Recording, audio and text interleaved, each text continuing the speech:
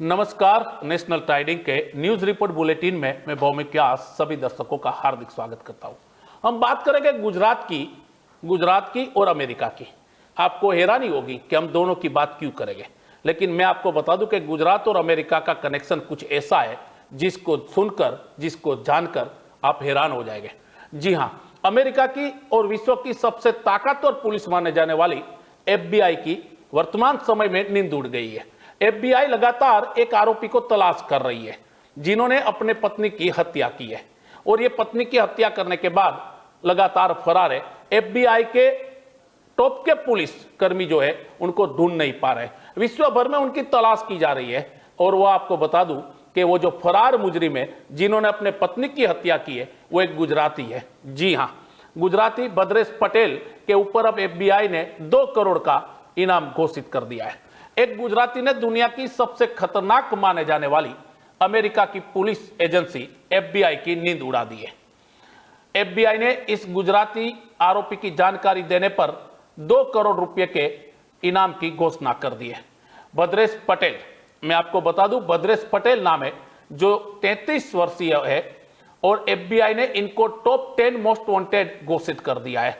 मतलब अमेरिका की FBI agency में 10 प्रमुख वांटेड आरोपी है, उसमें भद्रेश पटेल का नाम है। FBI ने 2017 से भारतीय भगोड़े भद्रेश पटेल की तलाश तेज कर दी है। हम आपको बता दें, भद्रेश पटेल गुजरात के अहमदाबाद के पास विरमगाम का रहने वाला है। मूल रूप से वो विरमगाम का है। भद्रेश पटेल ने 2015 में अपनी पत्नी की हत्या कर दी थी, और यह हत्या मेरीलैंड में की थी। इसके बाद ये वांटेड है, मतलब वो लगातार फरार चल रहा है। और आपको बता दें कि 50,000 तक के पुरस्कार के साथ उसकी गिरफ्तारी को लेकर 2 करोड़ के इनामी राशि की अब जानकारी के लिए FBI लगातार कोशिश कर रही है।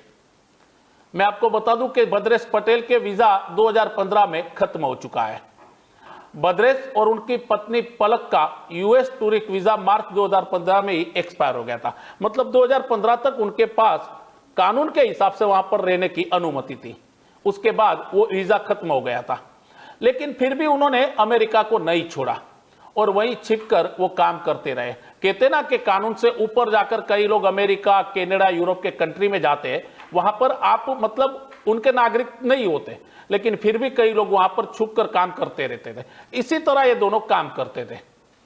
अमेरिका में रहने या भारत वापस आने को लेकर भद्रेश पटेल और पलक के बीच में अक्सर झगड़े और तकरार होती रहती थी। मैं आपको बता दूं कि 2015 में जब वीजा एक्सपायर हुआ, उसके बाद दोनों पत्नी पत्नी के बीच में तकरार होती रहती थी कि कभी भारत चले जाए, कभी यहां रहना है। इस बात को लगातार झगड़े चलते रहते थे। अगर सूत्रों की बात माने, खबर की बात माने, तो पलक भारत वापस आना चाहती थी, मतलब पलक गुजरात आना चाहती थी। पलक बार बार अपने पति भद्रेश को कह रही थी कि जब वीजा एक्सपायर हो गया तो हमें यहां रहने का अधिकार नहीं है, हम गुजरात चले जाते हैं, हम वहां पर अपनी जिंदगी को बसर करेंगे।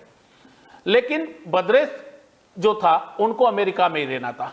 उनका कहना था कि मुझे अमेरिका छोड़ना नहीं है, चाहे कुछ भी हो जाए, मैं गुजरात या भारत वापस नहीं जाऊंगा। वही 12 अप्रैल का दिन था 2015 का। मैं आपको बताने जा रहा हूं वो घटना की जानकारी।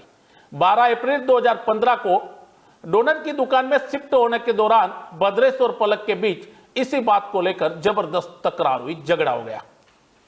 दुकान के किचन से CCTV फुटेज के मुताबिक अगर देखा जाए, उस फुटेज के आधार पर अगर बात की जाए, तो 12 अप्रैल 2015 की रात भद्रेश पलक ऐसी जगह से गए जहां कैमरे नहीं थे, और महज 40 सेकंड में वो बाहर आ गए।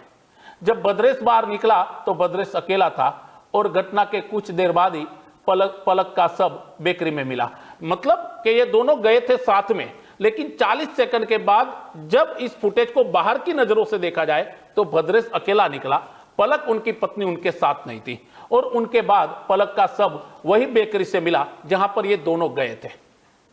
हम आपको बता दें कि भद्रेश पटेल और पलक ने तस्करों के जरिए अवैध तरीके से कनाडा में प्रवेश किया था, लेकिन पत्नी की हत्या के बाद 13 अप्रैल 2015 को एनी एरेंडल काउंटी मैरीलैंड के लिए एक स्थानीय गिरफ्तारी का वारंट जारी किया गया।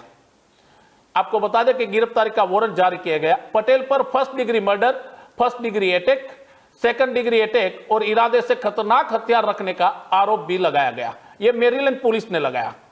ना सिर्फ हत्या ही नहीं, पटेल ने भारतीय मूल के मानव तस्करों के जरिए अवैध रूप से कनाडा में प्रवेश किया था, इसका भी चार्ज फ्रेम किया गया। मतलब आपको पता है कि अवैध तरीके से आया था, उसके बाद उसकी जानकारी मिली। इसके कारण भद्रेश पटेल फरार चल रहे थे। अभी जो जानकारी मिली है कि भद्रेश अपने परिवार से करीबन 7 साल से संपर्क में नहीं है, ऐसा उनके परिवार का कहना है, जिसका परिवार विरमगाम के पास एक छोटे से गांव में रहता है। इसके बाद 20 अप्रैल 2015 को भद्रेश के लिए मुकदमा चलाने से बचने के लिए यूनाइटेड स्टेट्स डिस्ट्रिक्ट कोर्ट और district of Maryland Baltimore Maryland में एक संचयी गिरफ्तारी का वारंट जारी किया गया। उन पर अवैध उड़ान का भी आरोप लगाया गया था। जब से यह अपराध हुआ था, मतलब जो हत्या हुई थी, आरोपी भद्रेश पटेल अभी तक पुलिस या जांच एजेंसियों की गिरफ्त में नहीं आया है। माना जाता है कि आरोपी भद्रेश पटेल इतना शातिर है कि अभी तक वो दिखा नहीं है, उनकी हत्या के बाद की तस्वीर नहीं है। आखिरी बार उनको नेवार्क न्यू जर्सी क्षेत्र में देखा गया था, ऐसा पुलिस का कहना है। आखिरी बार FBI संयुक्त राज्य अमेरिका और भारत दोनों में कानून प्रवर्तन एजेंसियों के साथ सुरागों की जांच करना जारी रखे हैं। मतलब भारत की जांच एजेंसियां और अमेरिका की FBI दोनों अभी भी जांच कर रही इस मामले में, और भगोड़े का पता लगाने के लिए हर संभव प्रयास देश में और अमेरिका में किए जा रहे हैं।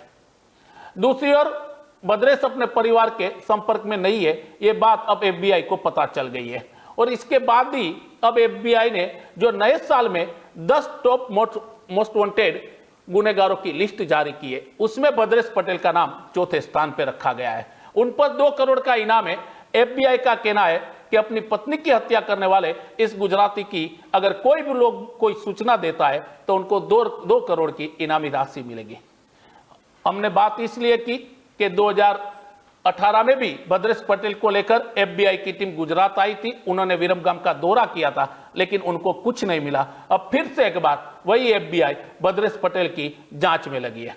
ऐसी खबरें, ऐसी घटनाओं के साथ मैं फिर से एक बार मौजूद रहूंगा। तब तक के लिए आप मुझे आज्ञा दीजिए। नमस्कार।